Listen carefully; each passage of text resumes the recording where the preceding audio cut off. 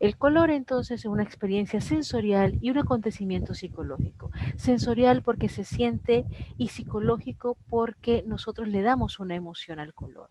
El color además es visible y además es una consecuencia de cómo la luz al chocar con un objeto entonces se refleja y nosotros somos capaces de observarla con nuestro ojo e interpretarla con nuestro cerebro para que entonces nosotros seamos capaces de ver y distinguir los colores, se requieren de tres elementos. Una fuente de luz, o sea, nuestro emisor energético.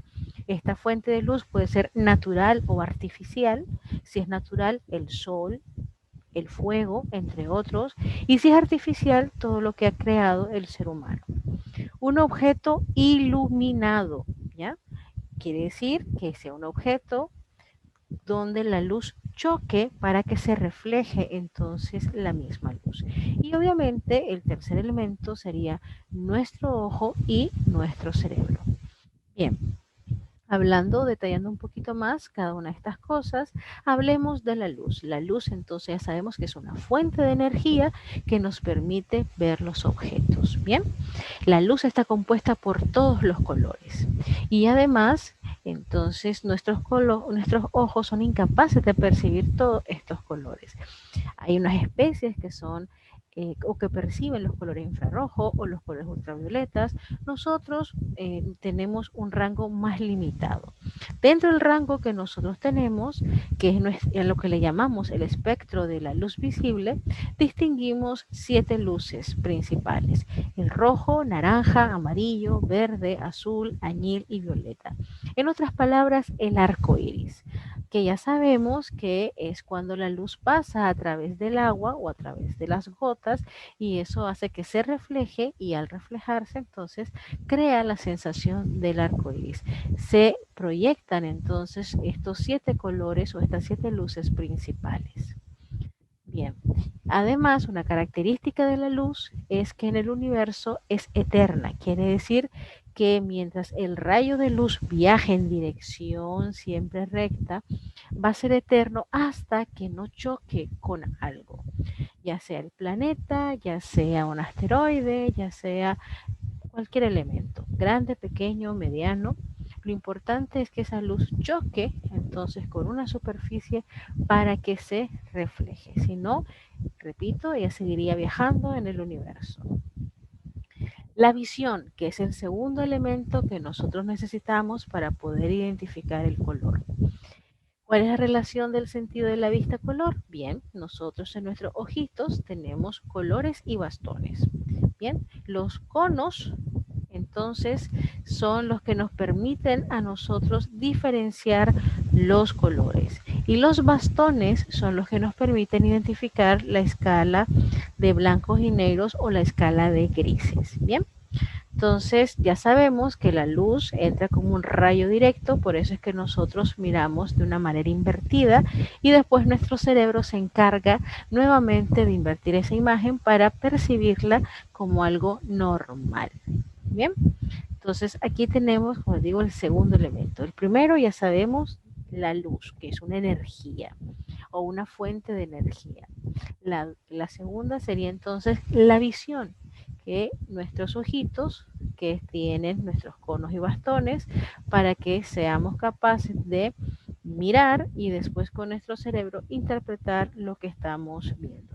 Ahora, ¿qué pasa si tenemos algún problema en nuestros ojos? Bien, entonces en este caso quiere decir que los conos y los bastones no están trabajando correctamente. Hay diferentes defectos genéticos, no podemos mencionar todos por el tiempo, pero les voy a hablar rápidamente de dos: del daltonismo y la acromatopsia. ¿Ya? En este caso, el daltonismo significa que lo que está afectando son los conos, o sea, con los que nosotros percibimos los colores.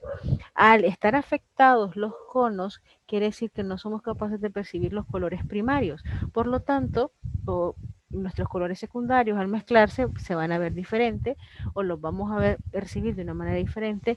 Y también cuando tengamos nuestros colores terciarios, también entonces se van a identificar de otra manera. Ahí es donde entra entonces el problema del daltonismo. Quiere decir, repito, que los conos no están percibiendo correctamente uno de los dos tonos que más se afectan, el verde y el rojo.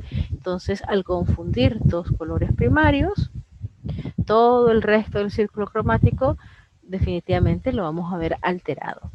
En el caso del segundo, lo que pasa es que afecta a los bastones. Quiere decir que en este sentido o en este caso, la persona tiene dos opciones. O mira en escala de grises, es incapaz de percibir colores, solo blanco, negro y escala de grises. O la otra manera sería que solo es capaz de percibir los colores primarios. Bien, ahí está, afecta a los bastones y en algunos casos a los conos azules en la retina. Por lo tanto, estos serían, por mencionarle, algunos de los problemas que podrían presentarse. Así que aunque pensemos que es tan fácil identificar los colores, para que vayamos viendo que no es así, que hay muchas personas entonces que tienen diferentes dificultades para poder percibir los diferentes tonos. Continuando, tenemos entonces aquí en síntesis, ¿no?, los tres elementos. Primero, nuestra fuente de luz. Tenemos que tener ya sea una luz natural o una luz artificial para percibir los colores. Segundo, entonces, nuestra visión, de preferencia que no tenga ningún problema, ¿ya? En tercero, en todo caso, sería el objeto al que vamos a observar, ya sea algo natural o algo artificial. Pero esto es lo que en síntesis entra en juego para que ustedes todos seamos capaces de percibir los diferentes tonos del espectro visible. Y hablando del espectro electromagnético o de nuestra luz visible, aquí tenemos entonces un esquema desde los rayos gamma hasta las ondas de radio. Si se fijan aquí, las ondas van juntas y a medida que va avanzando se van separando. Si se fijan, entonces mencionábamos antes los rayos gamma, los rayos X, los ultravioletas, infrarrojo, ondas de radio. Todo esto son diferentes esquemas de colores. Y nosotros, como especie, ser humano, solo somos capaces de identificar esto que está acá, este pequeñito rango. Somos capaces de identificar que más o menos estamos hablando de 1600 colores aproximadamente según las teorías, y siempre resaltando los 7 tonos principales del arco iris. Bien, entonces esto es lo que nosotros somos capaces de ver. Hay especies que, como les digo, son capaces de percibir rayos gamma, otras que son capaces de percibir infrarrojo, ¿ya? Tienen entonces otras capacidades en su sistema ocular. En nuestro caso, solo este rango es el que somos capaces de percibir. Y otro dato interesante es que las mujeres, anatómicamente hablando, percibimos más colores que los hombres. Bien, esto porque desde el inicio de la civilización, las mujeres se encargaron de buscar el alimento. Y al buscar el alimento, entonces tenían que ser capaces de identificar los diferentes tonos de las bayas para saber si eran o no eran venenosas. Así que en este sentido es un órgano que las mujeres han desarrollado más. Así que, repito, anatómicamente hablando, las mujeres son capaces de percibir un poco más de color. Bien, la luz y el color.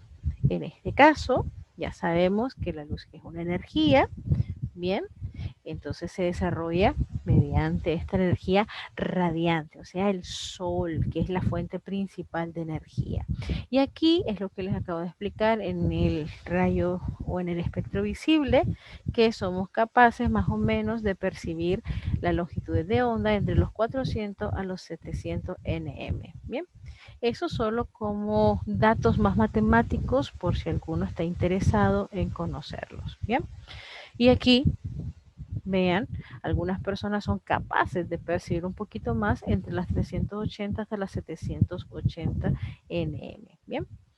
que esto es el rayo de luz, al final de cuentas, que yo les digo que el rayo es blanco, y cuando pasa ya por un prisma o pasa por una gota de agua, lo que hace es que aparece o se desfragmenta en todos los tonos que nosotros somos capaces de percibir.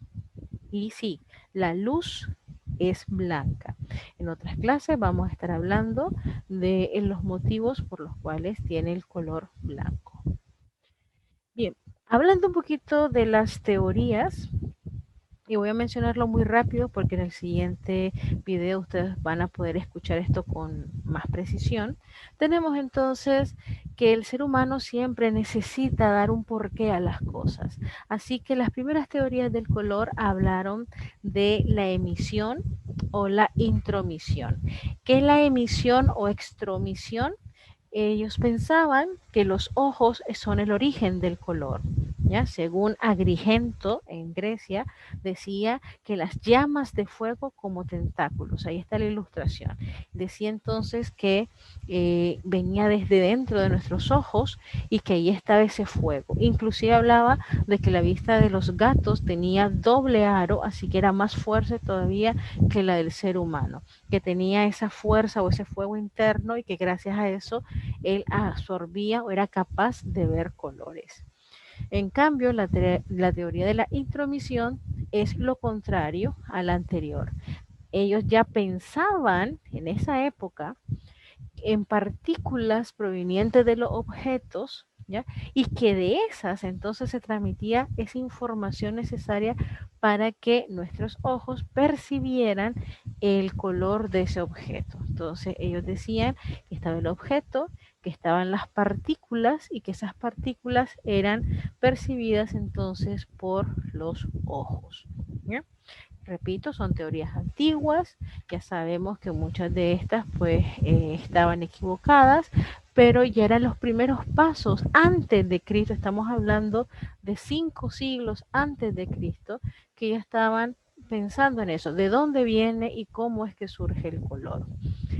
Después tenemos a Platón y Aristóteles. En el caso de Platón dice que los colores pues son los principales sentimientos, habla del fuego, de la tierra, del aire y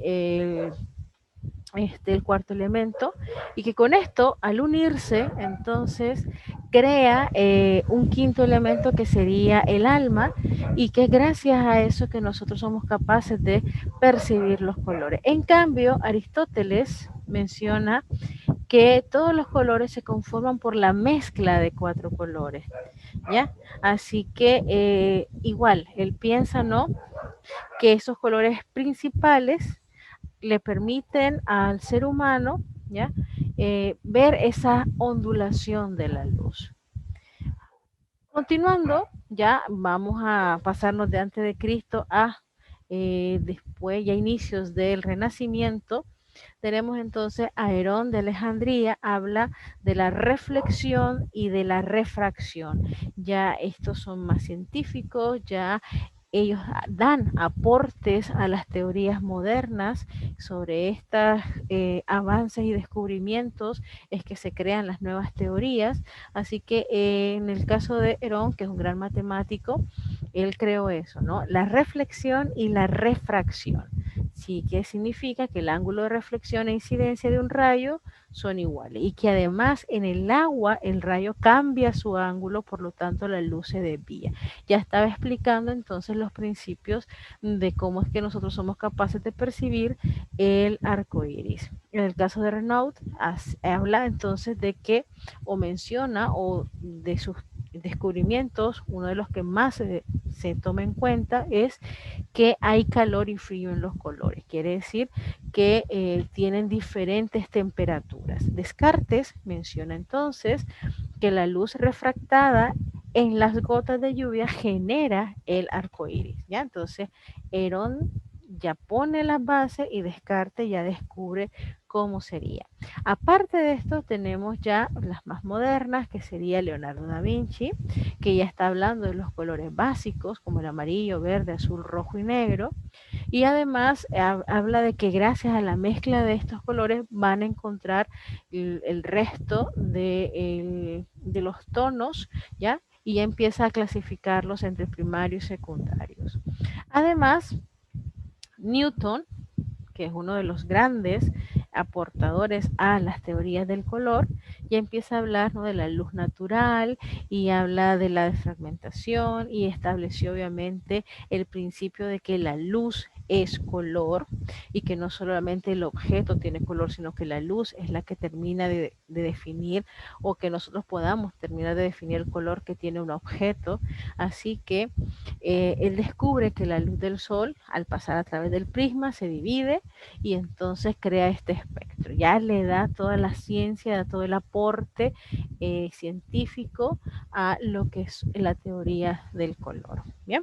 Entonces, por eso es uno de los grandes. Como les digo, no voy a hablar mucho ahorita de esto porque estamos viendo los elementos y la teoría del color como tal, que ya sabemos que necesitamos tres. Necesitamos la luz, necesitamos nuestros ojos y necesitamos el objeto al que vamos a ver. Y en la siguiente presentación ustedes van a poder terminar de ver las teorías antiguas y las teorías modernas sobre todo. God lo que permite entonces es hablar de la parte psicológica del color. Ya no dice, bueno, ya entendemos cómo funciona el color, pero ¿qué nos transmite el color? Así que Joan permite a través de sus estudios hacer los primeros pasos hacia lo que hoy conocemos como la psicología del color. Muchas gracias por su atención y nos vemos en la próxima.